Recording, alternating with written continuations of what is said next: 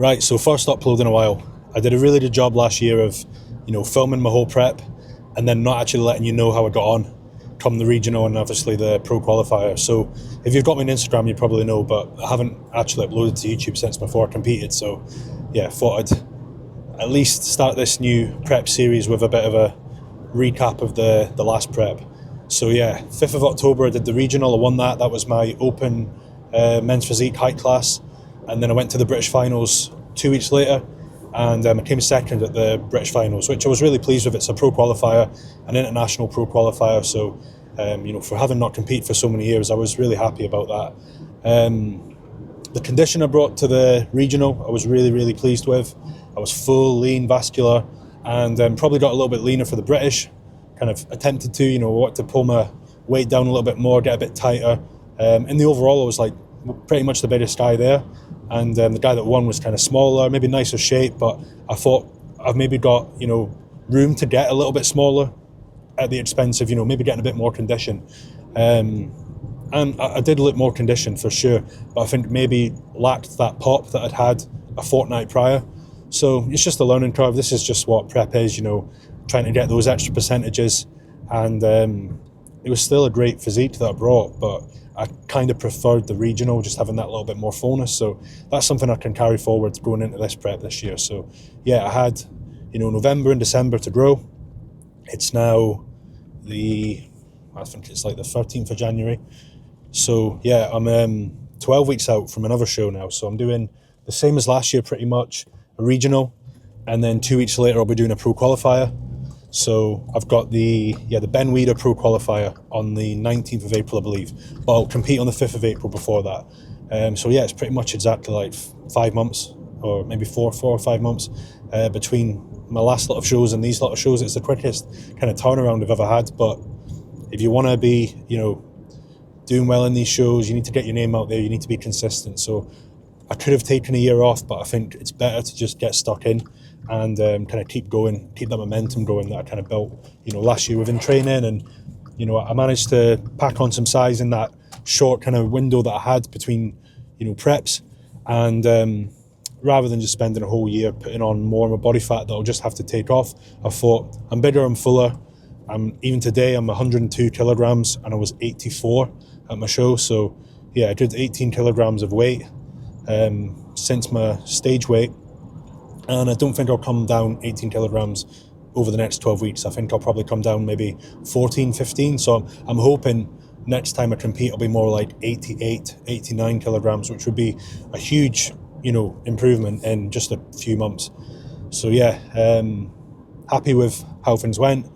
I have a habit of like being quite consistent with posting content and then just dropping off. I'm, not someone that overshares, which there's nothing wrong with that, but I've just been kind of focusing on training, enjoying, off season and just other stuff that you can't do on prep. Like me and Jenny went to New York before Christmas, then we've had Christmas time with family obviously, and now I just feel like I'm getting back into the rhythm with things. Start of the year I was exhausted, just jet lagged and then being up late. So, and now finally, like 3rd week of January, I feel like I'm back into a good rhythm, good routine, and really excited to start like sharing and documenting the whole process, because I did post a good amount last time, but maybe not as much as I would hope to. So I want to be a bit more consistent now. I've got a new camera, got a mic, so it's easier to film in the gym and kind of explain things rather than just putting an audio over the top. I'm thinking about the things that I like to watch, that I, enjoy and kind of take some motivation from. So, I'm trying to provide that myself. But anyway, today I'm going to be filming my upper body session. I'm doing something slightly different this prep. Last prep, if you remember, I was doing, chest day, back day, shoulders, legs, training every muscle like once every 7 days. Whereas this time I want to do everything a bit more frequently. So I'm doing like upper body, and then 48 hours later I'm doing it again. And then I do legs, and then 40 hours later I do upper body again. So essentially with this, I've got a 12-week prep. It's not the longest of windows. I don't want to just be able to say I can only train my chest 12 times in 12 weeks. With training my upper body, potentially, 2 to 3 times a week, I'm looking at like 30 plus chest workouts potentially. Obviously it's going to be combined with back and shoulders, but I feel like that's going to be more beneficial in a short space of time. Even if I had a long prep, that's just more workouts, more opportunities to, force that adaptive response where the muscle has to grow and get stronger. And I did feel like during my prep there, as much as I enjoyed doing like a full chest workout, getting loads of blood in the muscle, all the angles, especially things like shoulders and back, there's so many angles that you can hit the muscle with. I feel that I was training my chest, for example, on a Monday, and then by the Thursday I was ready to train it again, but I had to wait another 3 days. So with this approach, I can just hit everything more often. And it's like anything, like a skill. Training is a skill. And if you want to be really good at golf, you don't golf once a week, you golf several times a week. If you want to be really good at boxing, you'll hit pads and bags several times a week. And it's the same with wanting to build your chest, build your shoulders, build your back. If you're doing them once every 7 days, you can only get so good at that skill compared to somebody who's potentially doing it, 3-4 days a week, maybe 3 days a week. I wouldn't want to train any more frequently than that because the muscle does need to obviously recover before the next workout. But having said that, definitely enjoying this process, which I didn't think I would because I've always been quite, in previous preps, I've always enjoyed doing a chest day, a back day, and just filling that one muscle with blood. So it is different. Sometimes it's not about doing the things you enjoy, it's about doing the things that you need to do. And for me to fill my frame out in a relatively short time frame, obviously competing 5 months apart, which isn't a long time, it's not like a full off season, because the bulk of that time is going to be in a deficit again. I need to make sure I'm hitting the chest and the shoulders and the back really frequently to almost get 6 months worth of progress in 2 to 3 months. A lot of people probably don't think that's possible, but I think if you train at that frequency level, you definitely can.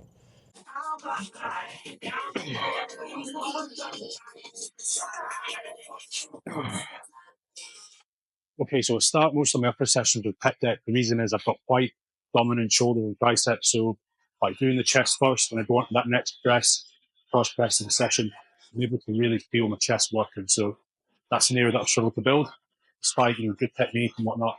Just doesn't engage as easy as the shoulder and the triceps do. So to try and take those muscles out a bit, or at least make the chest feel it more and engage more, I like to do the pec deck first. So I'll do 2 sets on this, and then I'll move on to press. And notice when I do this, I don't just come upright. I kind of slide forwards a little bit on the seat, and then I puff my chest out. So the reason for that is that as you begin to tire, there's a tendency a lot of people will find when they're fatigued, getting towards the end of the set, they'll start to hunch and they'll start to bring their shoulders around. And what happens there is, similar on a press as well, that can happen, is that the shoulders will take over. So my goal here is to keep my shoulders down, keep them back, and puff my chest out, even as I begin to fatigue. Like thinking 15 reps, I want that 15th rep to be the same as the first rep. So I don't want to start the set like this and get to the end and start hunching. So really, really important there. Puff that chest out. Imagine I'm trying to create a shelf with my chest, and I'm not in this position. I'm sliding forwards a little bit, almost like an incline, and then I drop the shoulders, get the chest puffed out, and try and maintain that throughout the whole set. Gonna go for one more set, just 2 reps. So it's not like 10 reps all the way through because I get to my first work set and I feel burnt out. So it's kind of like as the weight goes up, the reps come down. So yeah, here I'm finishing off with 2 reps, close to my work set weight, and we'll go for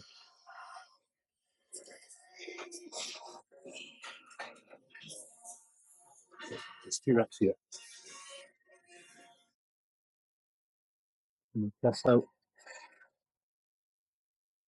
squeeze, not overstretching, squeeze. Yeah. Feeling ready for that first work set now. So I'll rest for like 90 seconds, 2 minutes, and then go. Okay, so first work set here, aim for 12, 15 reps, and then probably keep that weight for 12. Filming the get there.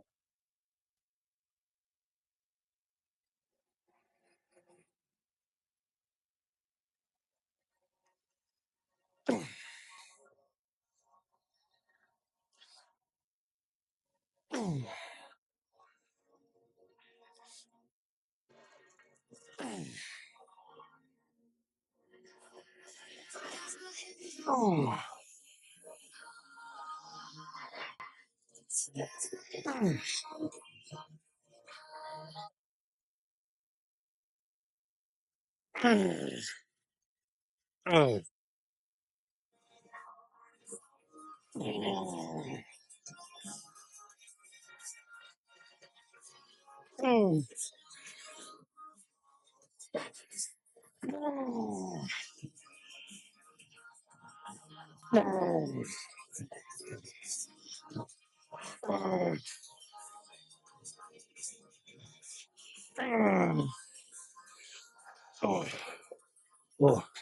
15. And I'll just try and aim for like 11 or 12 reps on the next set. Yeah, as you can imagine, you do like 2 sets on this, 15 reps, 12 reps. By the time you go into your press, your chest is so pumped that it's impossible not to feel it. Whereas previously I was maybe coming in, going straight onto my press, and my front delts, triceps maybe taking over. No matter, controlling my tempo, try to really stretch and squeeze the chest. But if you're just genetically predisposed to build good triceps, big shoulders, then that's just inevitable. And you have to try and find a way to work around that. For some people, it might not be the way to go. Some people feel that maybe doing the flies first can leave their pecs feeling kind of vulnerable. But for me, having tried pressing first for so many years, I feel like pre-exhausting with the fly is a must. Works for my shoulders, works for my quads. So applying that to chest is definitely something that I've seen improve my chest over the last couple of months. And, I've lagged in this area, which I think the fly is really helpful. So doing those fresh is also beneficial for this exercise itself.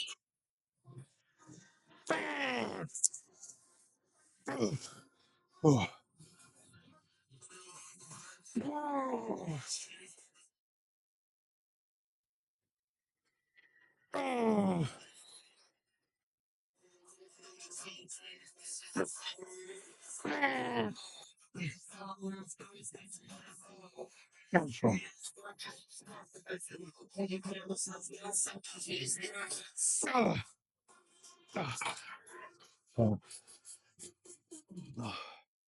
And you'll notice on that last rep, I allow it to slow down. There's a temptation there to throw it together a lot. And you will see a lot of people do that where, the set gets tough and they start to kind of accelerate, speed the reps up, let their body move.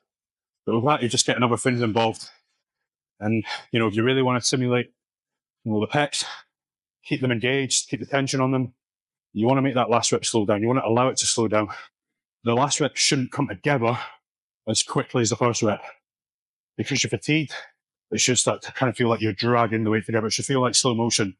And I think a lot of people try and avoid that feeling of slow motion because it's uncomfortable. But ultimately, that's what's kind of forced the pecs to grow because they're having to endure reps that are uncomfortable. And that's the only way the body will adapt. 4 reps.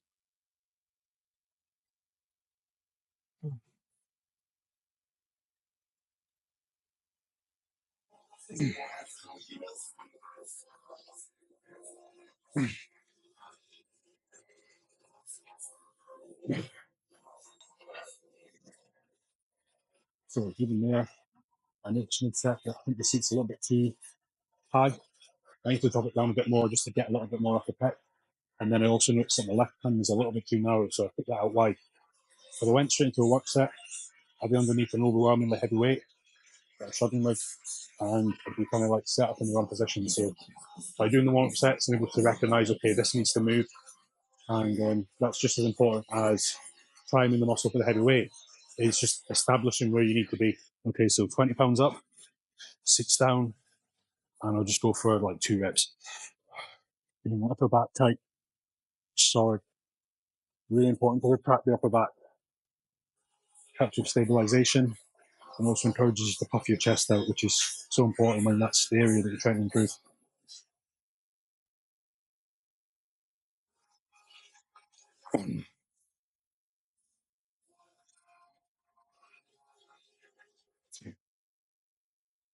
I don't like to rush into my first work site. Do my last warm up and I might take 2 minutes because I don't know if there's any of that acid that I built up during the warm up. I want that kind of to disappear a little bit so I can go into that first work set. Obviously still warm, but not compromised in terms of my ability to contract with power.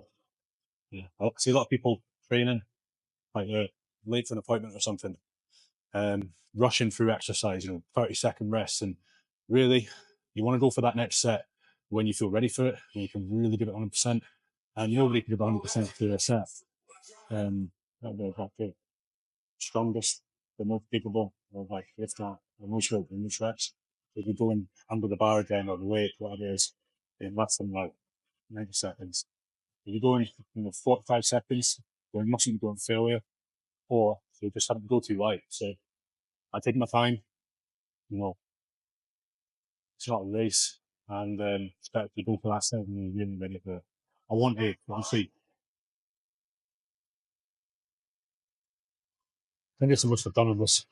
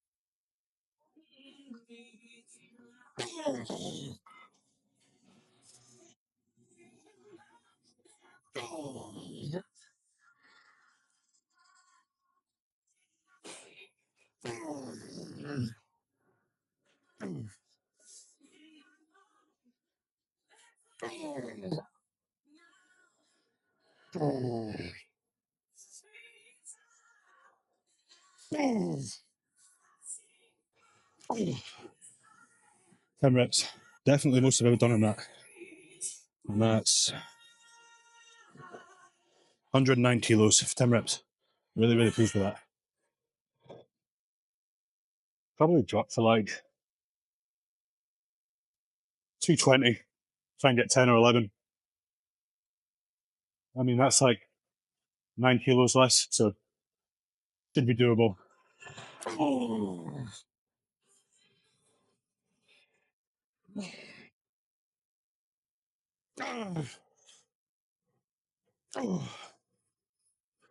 So again, you can see there, I was really struggling to complete that last rep.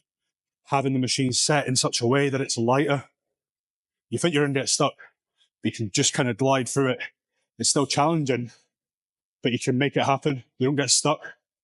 And it's quite dissatisfying when you're going for a rep and you can't actually complete it. So I'm really grateful for this. But yeah, that's it for today, guys. So make sure to like and subscribe, and I'll make sure to be more consistent and keep these videos coming.